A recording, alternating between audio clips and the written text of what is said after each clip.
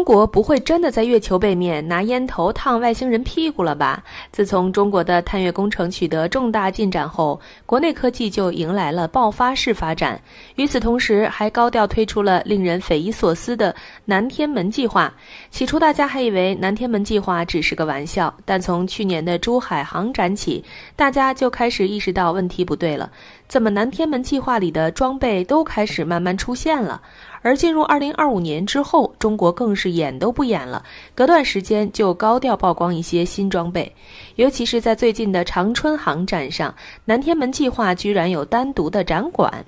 大家好，欢迎来到星球热点，国家大事从不缺席，舆论场中抽丝剥茧，聚焦独家中国资讯。点赞订阅加小铃铛，带你用不一样的视角读懂中国故事。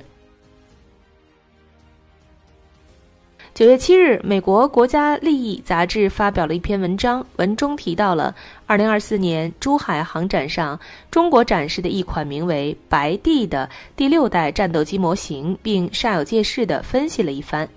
美媒在文章中明确指出，这架飞机从设计到结构都存在大量不切实际之处，例如翼面过小、雷达反射面积大、控制面布局不符合隐身要求等，几乎可以断定是一件完全不可能飞的模型作品。报道甚至将它与电影中的虚构战机相提并论，称它不是现实中的技术方案。此外，文章中还提到真实的中国6代机项目，比如成都的3发动机歼36、沈阳的歼50，在气动布局和尺寸上都与白帝完全不同，因此白帝显然不在正规的研发序列之中。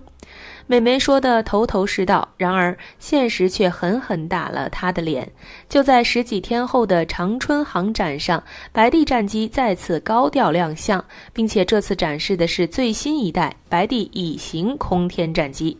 从现场传回的信息来看，相较于初代白帝战机，白帝乙型空天战机实现了全方位的升级，比如它的机体内部结构得到大幅优化，外观变化尤为显著，从中央升力体改为成波体，这一改变使得弹舱容积得以扩大，能够搭载更大更重的导弹。此外，电子装备在可靠性和操作便利性方面也都得到了提升，体积减小的同时散热效率提高，并且发动机采用了更轻且更结实的新材料，不仅延长了大修时间，可靠性也大幅增强。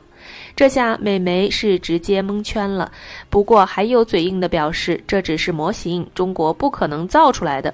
对此，有中国网友调侃道：美国怎么还是不长记性啊？当年歼36也是模型，那时候他们也嘲笑我们，现在他们笑不出来了。值得一提的是，白帝战机属于中国南天门计划的旗舰概念机，而南天门计划是由中国航空工业集团有限公司旗下中航环球文化传播有限公司完全自主构建的航空主题科幻 IP。它的核心内容是构建一支由大型战略空天载机平台、空天战机、战术机甲构成的全球性综合战略防御体系。自诞生以来，该计划已经构筑了50万字的文本内容，以及近100件可用于模型展示的武器装备设计图。说白了，从表面上来看，南天门计划不过是一种文创产品，因为对于现阶段的整个世界来说，南天门计划都太过先进了，看上去就不是为了打地球战存在的，更像是打星球大战。但没想到南天门计划里的战机就这么水灵灵地出现在了眼前，而且还是第2代。现在小编的内心只有一个问题：中国当年在月球上究竟发现了什么？对了，在这个宏大的计划中，除了引人注目的白帝战机外，还有玄女无人空天战机、大型空天战略载机平台鸾鸟号、鸣笛科幻战机以及寒光通用垂直起降平台等一系列极具科幻色彩的装备。这就让那些西方国家很难受了，因为如果他们不信，仅仅是将南天门计划当成一个科幻 IP， 那一旦中国将南天门计划中的元素全都研发出来，他们必然会陷入极为被动的局面。但他们如果真的信了，并将南天门计划当成一套武器系统去研究，这其中需要投入多少研究经费，根本连算都算不出来。可以肯定的是，必然是西方国家无法接受的一个天文数字。对于西方的资本主义国家来说，他们很难说服自己将资金投入到这样一个充满幻想的项目中，所以只能天天自我洗脑，中国不可能研发出来。说白了，南天门计划就是一个赤裸裸的阳谋。对此，中国网友表示，西方国家敢信吗？如果信了，那他们就上当了；但如果他们不信，那不好意思，中国就要开始量产了。在此次长春航展中，除了备受瞩目的白帝战机和神秘的南天门计划外，最受各方关注的应该就是一架飞翼无人机。为什么呢？因为它的样子跟美军的 B-2 轰炸机太像了，但机身上却印着中国科学院5个字，这就让人有点疑惑了。这架无人机到底是用来干什么的？有个经常关注解放军动态的美国知名媒体叫战区，他也第一时间注意到了这架无人机，还发文称，这架无人机虽然是第一次公开亮相，但没拿模型来参战，解放军直接拉了一架真机过来。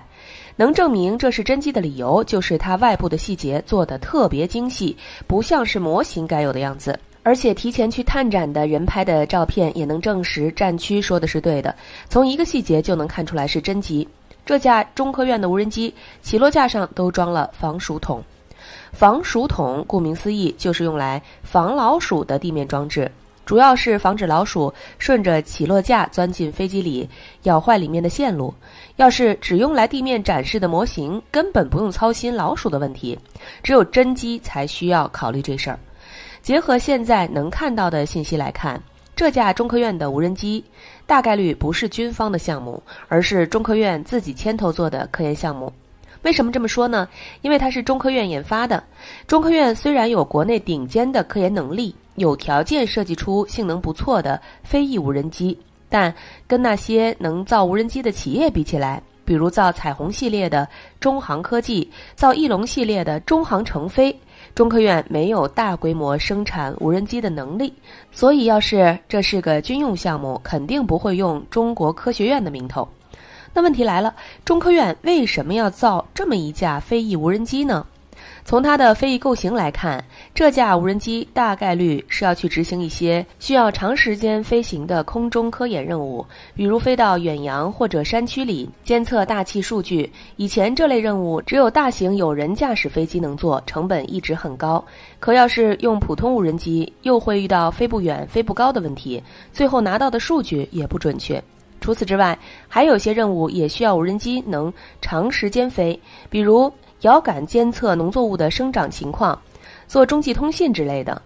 飞翼构型是出了名的省油，所以中科院这架无人机长得像 B-2 轰炸机其实也不算奇怪。不过话说回来，能让无人机飞得更远的构型不只有飞翼一种，而且飞翼构型和隐身设计特别合得来。所以中科院在设计这架无人机的时候，大概率也考虑到了以后军用的可能。也就是说，这架无人机不只是用来搞科研的，还承担了一部分探索飞翼隐身机设计技术的前期研究工作。不过随着更多的照片曝光，小编发现这架无人机的军用属性可能比外面想的还要高，因为它很有可能有弹舱结构。